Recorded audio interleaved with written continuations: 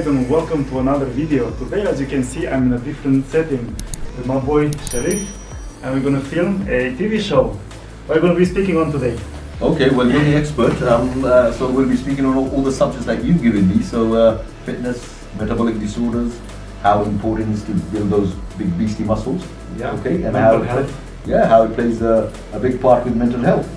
Yeah, super excited. I'm ready to smash it. Yeah, man, excited. But with regards to your mental health being stable, how does, obviously food plays a very, very big part in what you put in and so forth. So how would you say, if you want to give somebody an advice of how to get their mental health intact from the beginning, what would you say? And have you ever faced anything like this, or maybe somebody, a close friend of yours, or member of family that you've advised them to do this because they've been in a situation, for example? Of course, lots of people in my circle, they don't really have the right knowledge in order to choose the best foods, to have a good diet, a healthy diet. So pretty much what it tastes good for them, they will have that, right? Which is the wrong approach. If you think about people going to the shop, like what do they actually buy? They buy what they like, what tastes good, what makes them feel happy and comfortable. But a lot of the times that's a trap, right? Because those foods will be the ones which are the most processed. Those foods will be the ones which have the most food additives, sugars, you name it. And even the healthy fruits and vegetables, unfortunately, because by the time they get to our plate, so let's say they are imported from far, far away. Another country, By the time they go on the trucks, on the ships, by the time we get to our plate, we still cook them, and what are we left with? Not much, right? So the best approach for someone who wants to improve their health is basically, first and foremost, eat whole foods. Okay. If the man touches the food, so if it's processed in the factory, that's probably not the best for you. Okay, explain to me first of all, I know there's ultra-processed food, and then you've got processed food, and then you just mentioned whole food. Just for our viewers, what is the difference between those three? So, processed food, obviously, it will be in the factory. Right? It will be done in the factory. Yeah. Whole foods are what we get from Mother Nature. Okay. Right? Ultra processed and processed, I wouldn't say it's a big difference.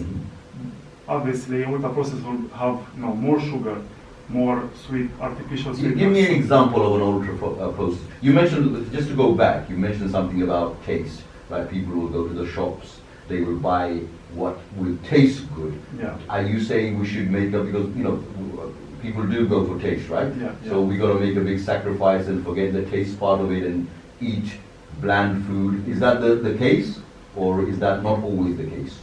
Well, if you want to make some healthy food to taste good, of course you can do it. Yeah. At the same time, you can eat more bland. It's up to everyone's choice. Yeah. But as you mentioned, like one example of ultra processed food would be, let's say, jelly beans, jelly bears, right? Okay. They are very processed. Lots of sugars. Are they the gummy bears that you have in the package? Yeah, exactly. Gummy That's bears. really old sugar. Lots of sugar, lots of artificial sweeteners, lots of colorings, food colorings, which at the end of the day, they can be quite harmful for the But they taste really good. It's really good, but and it's a trap, we follow, for example, the American Association of Cardiovascular Disease and so forth, and they mention a lot about these, especially sugar. One other thing they mentioned, when you spoke about walking or moving, they do say that everybody should walk at least half an hour a day, or maybe 4,000 or 5,000 feet steps. Sorry. Now, so going back to the jelly bears or jelly beans, where you mentioned gummy bears, they are very, very tasty. But is it real food though? Well, it is real food in the sense that yes, they provide you with some calories, but it's the wrong type of calories, right? It's the type of calorie which doesn't give you any nutrition. Yes, we just recorded the first episode. It went really well. It's always very nice experience. Now Sarah will go and she will get her turn. They will speak about insulin. Miami Pro Champ is there. And yeah, it's gonna be a very productive day. Really happy with that. I'm really excited to have the episodes myself and share it with you guys. So now I'm having a break, and of course it's time to get my calories in, my protein. Gotta make sure I stay on top of things. And after, back for the second episode.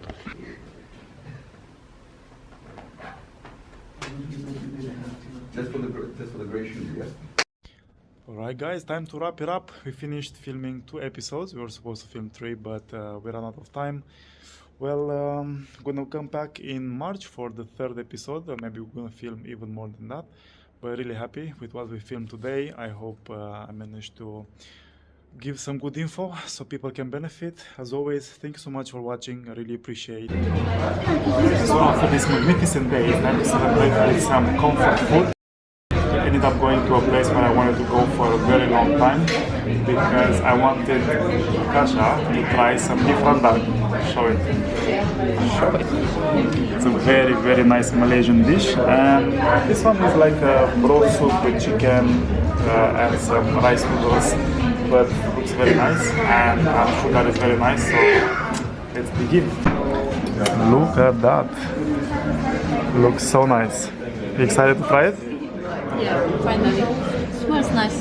That beef is cooked for hours and hours, and it's very, very soft.